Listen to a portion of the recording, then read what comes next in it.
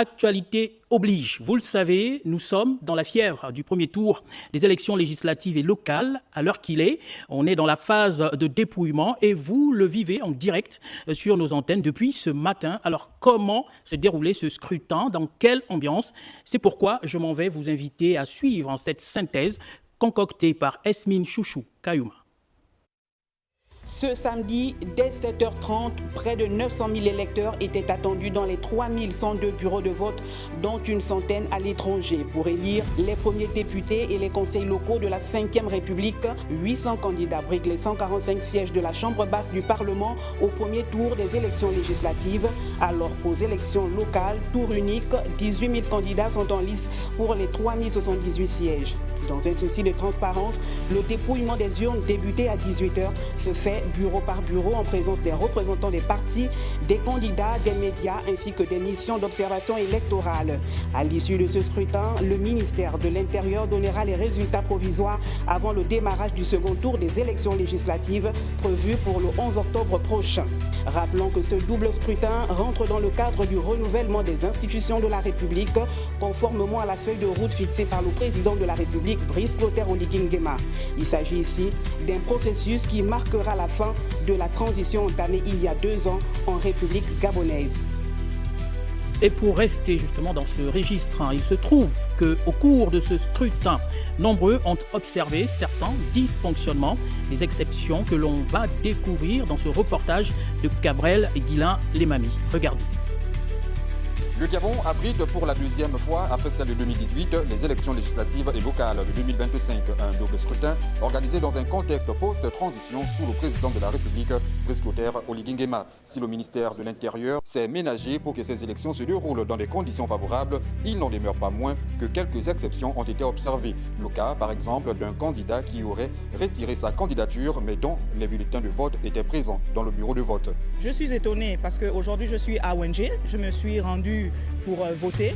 Je me rends compte qu'en rentrant dans les bureaux de vote, je trouve mon bulletin alors que j'avais annulé ma candidature. J'ai fait ce qu'on m'a demandé de faire, j'ai déposé la lettre au ministère de l'Intérieur et ensuite on m'a garanti que ma candidature était annulée. Mais je suis étonné de voir aujourd'hui mon bulletin et ça emmène un peu le trouble au niveau de mes électeurs. Même cas d'incident qui s'est déroulé dans le 2e arrondissement de la commune de Ndoum, à l'école catholique de Sassa. Un compatriote candidat aux législatives n'aurait pas trouvé ses bulletins de vote dans le bureau de vote où il était censé être représenté. Ce qui s'est passé vraiment ici à Sassa, c'est l'anomalie de la disparition de bulletins d'un candidat qui n'a pas été content de l'acte posé. Et il a manifesté, c'était pour une raison très légitime, ayant aussi donné ne serait-ce que sa modeste contribution à la candidature. Ces bulletins ne pouvaient pas être portés disparus sans qu'ils ne sachent, ni de près ou de loin, où les pièces afférentes ont pu s'égarer.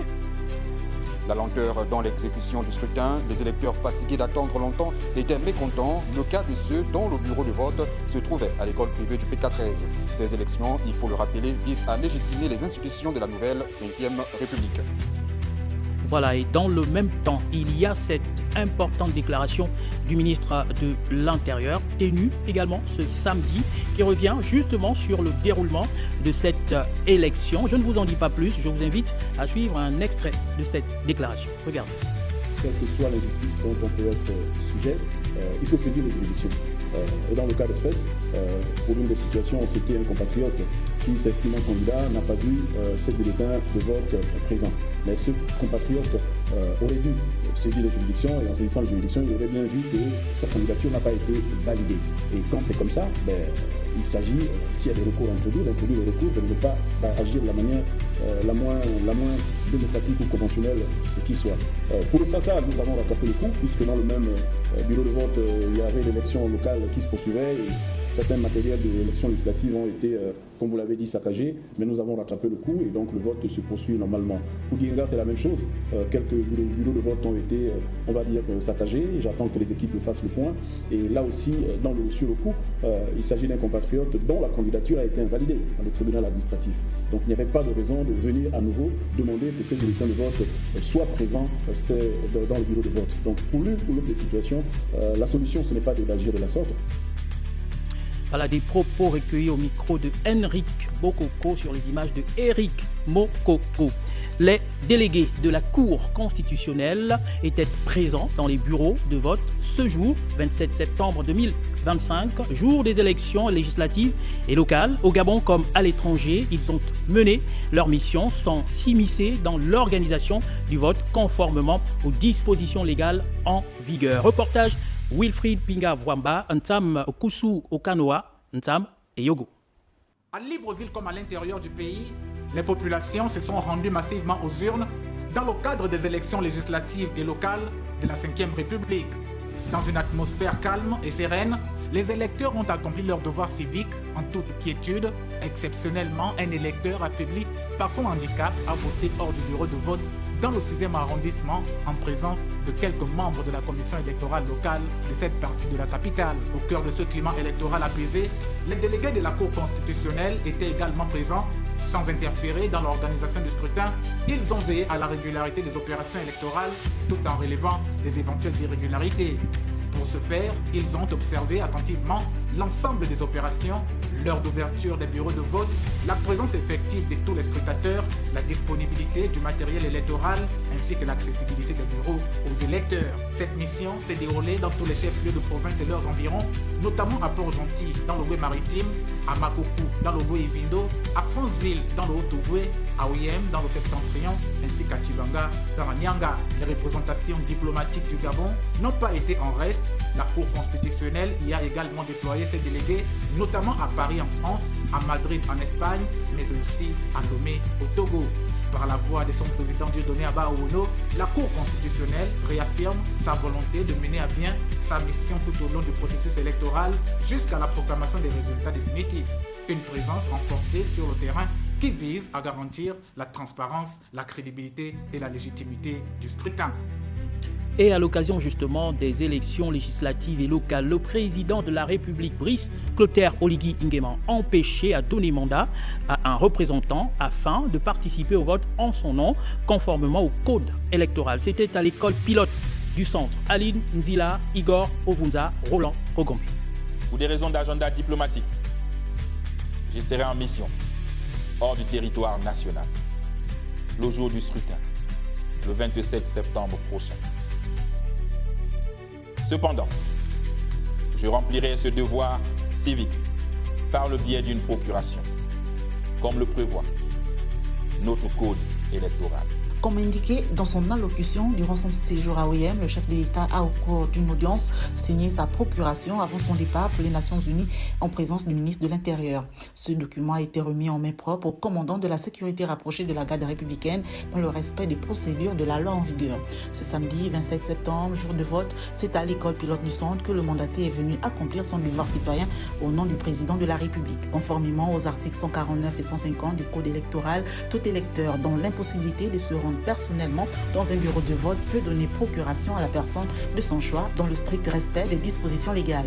C'est dans ce cadre que le mandataire du président de la République, capitaine Ngon Ovunza, commandant de la sécurité rapprochée de la garde républicaine, a accompli l'acte citoyen en suivant l'ensemble des formalités prévues par la loi. Par ce geste, le chef de l'État a une nouvelle fois rappelé l'importance qu'il attache à la participation de chaque citoyen à la vie démocratique de la nation. Il s'agit également d'un signal fort invitant les Gabonais et les Gabonaises à exercer pleinement leur droit de vote afin de contribuer au renforcement des institutions et au développement du pays. Le président de la République, je vous l'ai dit en titre, qui après l'étape de New York se retrouve du côté de Cuba où il a été accueilli par les autorités cubaines et justement après son arrivée à Cuba, le président de la République s'est entretenu avec la diaspora gabonaise vivant dans cette partie du monde. La rencontre a permis au chef de l'État de décliner sa vision politique pour le Gabon. Oumou Ouermi, Barthelbois, Cédric Aleka.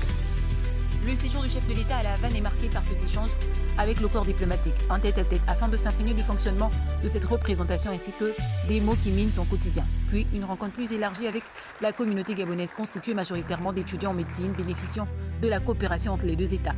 Les questions relatives à leurs besoins quant à leur quotidien et les probables perspectives qui s'offrent en matière de spécialisation ont été largement évoquées.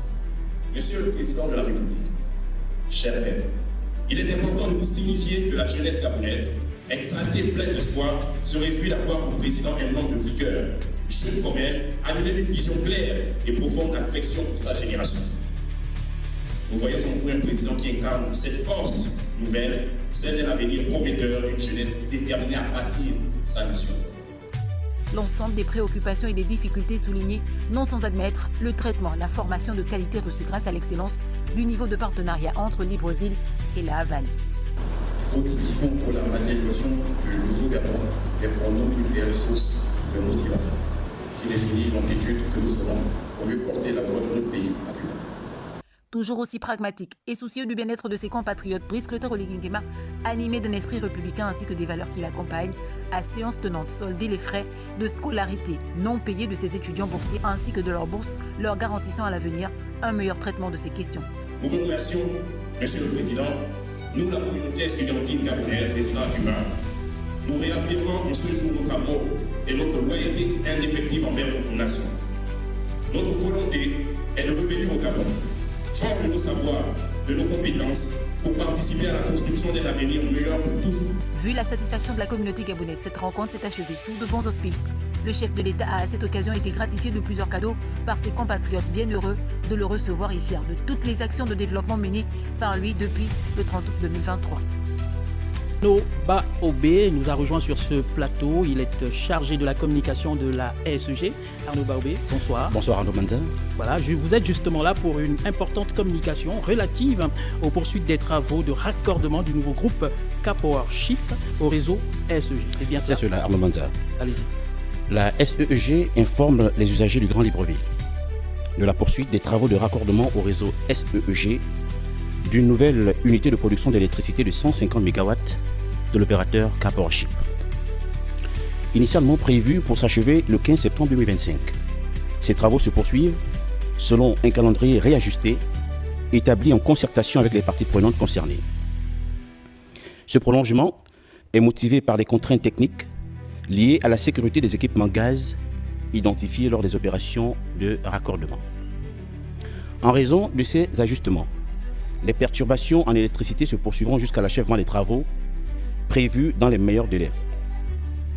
Dans l'intervalle, un planning prévisionnel de délestage sera diffusé régulièrement sur les plateformes officielles de communication SEG afin d'informer les usagers des coupures programmées. Toutefois, la SEG met en œuvre l'ensemble des moyens nécessaires en vue de limiter au maximum les désagréments occasionnés et de garantir le bon déroulement des travaux dans le strict respect des normes de sécurité en vigueur. La SEG remercie l'ensemble des usagers de leur compréhension et leur patience et réaffirme son engagement à assurer un service fiable et sécurisé. Fait à Libreville, le 27 septembre 2025, la Direction Générale. Je vous remercie. Monsieur Arnaud Baobé, merci. C'est moi qui vous remercie. On rappelle que vous êtes chargé de la communication de la SEG. C'est d'ailleurs ici que se referme cette principale édition d'information.